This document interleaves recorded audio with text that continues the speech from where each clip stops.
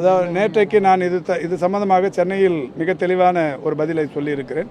என்னென்னா, இப்போ சபரிமலை அந்த ஆன்மீக சுற்றுலாவுக்கும் இதுக்கும் எந்த விதமான சம்பந்தமும் இல்லை.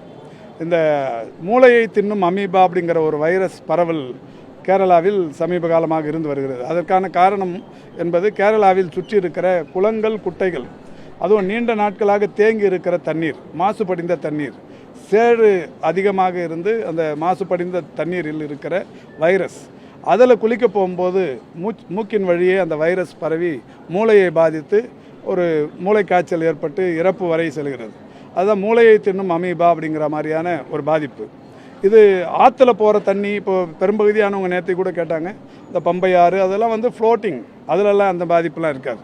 அது சொன்னது நீச்சல் குளமாக கூட இருந்து ஒரு நீச்சல் குளத்தை பல வருஷம் சுத்தப்படுத்தாமல் இருந்துட்டாங்கன்னா கீழே பாசி படிந்து, அழுக்கு படிந்து, அந்த தண்ணீர் மாசுபடிந்து இருக்கும்.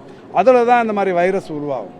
கேரளாவில் நிறைய குளம் குட்டைகள் இருக்கின்ற காரணத்தினால், மாசுபடிந்த குளம் குட்டைகள் இருக்கின்ற காரணத்தினால், அதில் குளிக்கிற பழக்கம் அந்த மக்களுக்கு அதிகமாக இருக்கிற காரணத்தினால் 1-2 இடங்களில் அது நடக்கும். அதனால் பக்தர்களுக்கும் இதுக்கு எந்த விதமான சம்பந்தமும் இல்லை. பாதுகாப்பு நிறையவே இருக்குது. அதனால் அது தொற்று நோயும் இல்லை. அதனால் ஒரு பெரிய அளவில் பதட்டப்பட வேண்டிய அவசியம் இல்லை. அது மாதிரி ஒன்றும் அவசியமும் இல்லை.